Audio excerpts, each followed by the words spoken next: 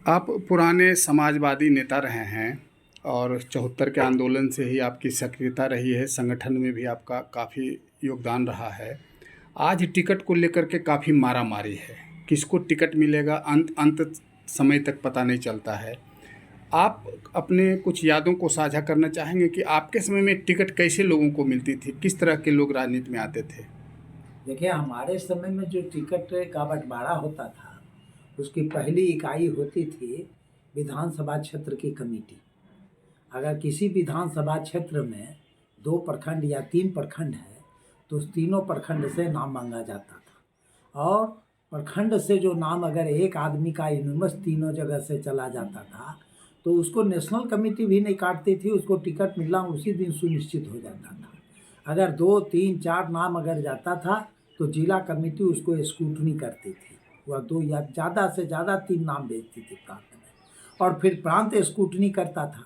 प्रांत में भी अगर स्क्रूटनी में एक नाम तय हो गया, तो नेशनल कमेटी भी जाने की ज़रूरत नहीं रहती थी, वहीं से मामला तय हो जाता था। सबसे बड़ा जो दिक्कत है वो ये है कि किसी राजनीतिक दल का कोई सांगठनिक ढांचा नेताओं ने बचने नहीं दिया। अगर सांगठनिक ढांचा बचा रहता, तो नेताओं का आज जो बोलबाला है वो कम जाता। निचले स्तर पर काम करने वाले जो कार्यकर्ता हैं वो विधानसभा में पहुंचते, लोकसभा में पहुंचते या और दूसरी भी जो संस्थाएं हैं वहाँ हो जाते। आज उसकी ज़रूरत नहीं है। कुल मिलाकर के भीड़ की राजनीति हो रही है, संगठन की राजनीति को तिलांजलि 90 के में ही मिल गया।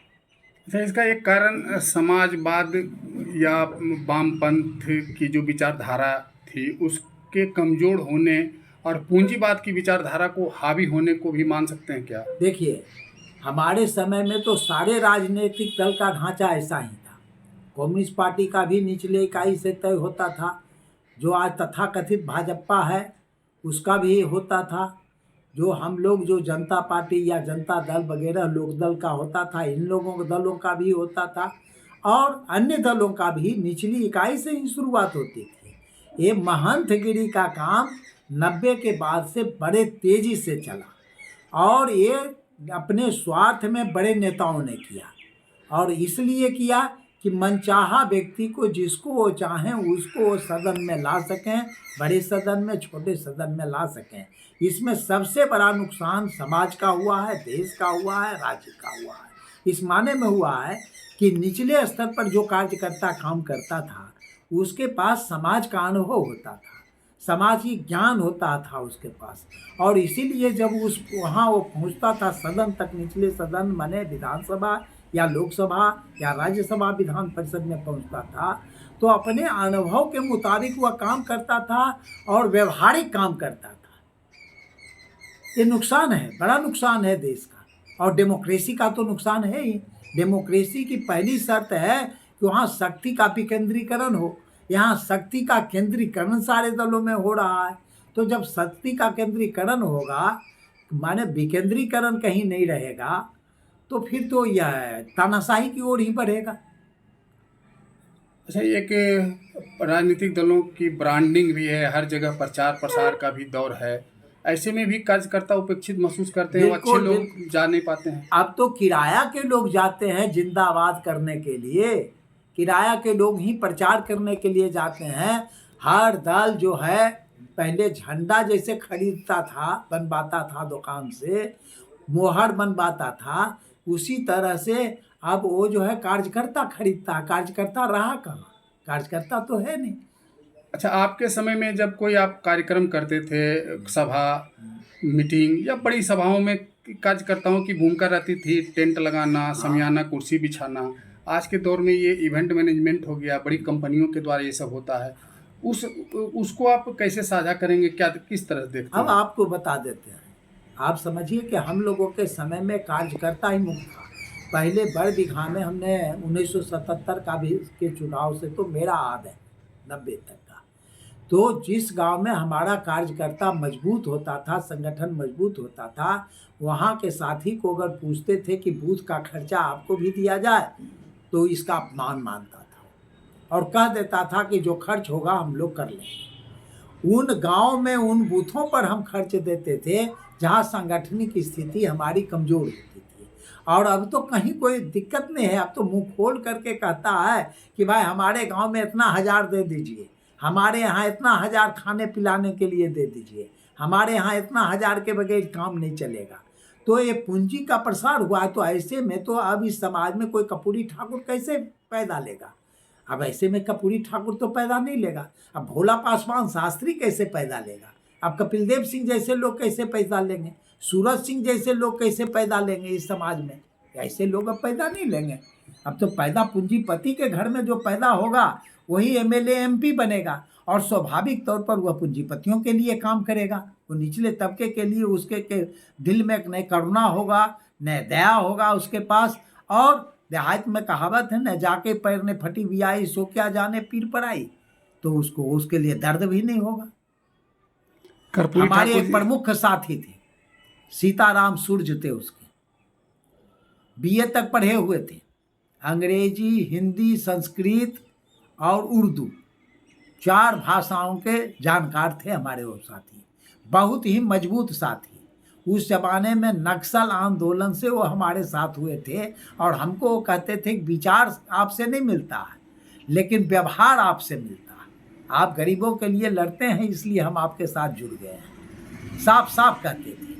और जब कोई चुनाव होता था तो चुनाव में वो कहते थे कि साथियों को खाना बना के खिलाना, उनका जूठा पत्तल फेंकना, यह हमारी जिम्मेदारी। और यह काम वो बखूबी करते थे, आनंद से, प्रसन्नता से करते थे, और समझते थे कि हम बड़ी सेवा कर रहे हैं पार्टी के लिए। हमारा पार्टी गरीब के लिए काम करता है, हम इसकी सेवा कर रहे हैं। मंच बनाने की बात होती थी तो बांस तक, चौकी तक ढोने का काम करते थे। पहले कहाँ टेंट समियाने वाले से कोई मंच बनाता था भाई? चौकी ढोया जाता था, कार्यकर्ता चौकी ढो करके मांग के लाते थे, और उसी पर मंच बन जाता था, और बड़े से बड़े नेता आते थे तो भाषण देते थे। चाहे वो जॉर्ज फर्नांडिस साहब हों, चाहे चंद्रशेखर जी हों, चाहे मधुलिमय हों, चाहे कर्पूरी ठाकुर जी हों, चाहे कपिल देव बाबू हों, चाहे और दूसरे हमारे नेता हों, हुकुमदेव यादव सरीखे, त्रिपुरारी राव सरीखे, सब लोग उसी पे भाषण देते थे। चुनाव के समय में भी ऐसे भी। जॉर्ज फर्नांडिस का आप तो लगातार यहाँ सभा भी करवाए हाँ, हैं, तो बिल्कुल। उसके लिए भी कुछ विशेष तैयारी करते कोई थे क्या? विशेष तैयारी नहीं होती थी। उनका सब कहाँ कहाँ कार्यकर्ता हम लोग मीटिंग करते थे, मीटिंग करके आपस में चंदा कर लेते थे, और चंदा करके सभा की तैयारी में जुट जाते थे। अगर कमता था तो जो लोग हम लोगों से सहानुभूति रखने वाले लोग होते थे, व्यापारी समाज के होते थे, उनसे भी लेते थे, किसान से होते थे, उनसे भी लेते थे, नौकरी पेशा लोग होते थे तो उनसे भी मांगते थे कि भाई मदद कर दीजिए, और वो मदद करते थे, प्रसन्नता से मदद करते थे। और हर वो व्यक्ति जो चंदा देता था वो अपने को सहभागी समझता था इसमें, कि हम भी इसमें सहभागी हैं, हमारा भी कंट्रीब्यूशन है इस दल में। तो वर्तमान में ये सब चीज़ खत्म हो गया है, बिल्कुल खत्म तो हो गया। इससे किस तरह का बड़ा नुकसान आप देखते हैं? जबरदस्त नुकसान है, और सबसे बड़ा नुकसान है गरीबों का। गरीबों का कैसे नुकसान है गरीबों इसमें? का नुकसान है। आज गांव में अगर कहीं भी किसी भी जगह कोई जुल्म जास्ती होता है तो किसी राजनीतिक दल के कार्यकर्ता को आप बोलते हुए पाते हैं क्या? पत्रकार है, वो बोलता है? नहीं बोलता। कोई अधिकारी के खिलाफ कोई अधिकारी अगर गलत काम करता है, गलत फैसला देता है, गलत निर्णय देता है, या जुल्म भी करता है, या छोटा से छोटा भी पदाधिकारी, सीईओ, बीडीओ मान लीजिए, अरोगा दरोगा कुल को मान लीजिए, तो कोई किसी दल के कार्यकर्ता को आप विरोध करते पाते हैं क्या? क्यों नहीं पाते हैं? तो किसका नुकसान? जुल्म किस पर होता है? कमजोर आदमी पर। जुल्म किस पर होता है? जो शोषित है, वंचित है, उस पर होता है। जो निचले समाज के हैं उन पर ज़्यादा होता है। आज पूरे समाज में हर दिन आप सुनते हैं बलात्कार की घटना बढ़ रही है, छेड़खानी की घटना बढ़ रही है, जुल्म की घटना बढ़ रही है। ऐसा इसलिए हो रहा है कि उसका प्रतिकार नहीं। वो गरीब आदमी कहाँ जाए, किसके पास जाए? अब तो कोई चुनाव होता ही नहीं है जिसमें ये सारे लोग झूठे हैं। ये सारे के सारे इस देश के प्रधानमंत्री से लेकर के वार्ड कमिश्नर और वार्ड मेंबर तक के जो लोग हैं वो झूठे लोग हैं। इनके पास चरित्र नहीं है, कोई चरित्र नहीं है। अरबों रुपया, करोड़ों रुपया ये खर्च करते हैं, और चुनाव आयोग के नियम के मुताबिक झूठा बिल बना करके चुनाव आयोग को देते हैं। ये नंगी सच्चाई है। सारे लोगों के बीच में।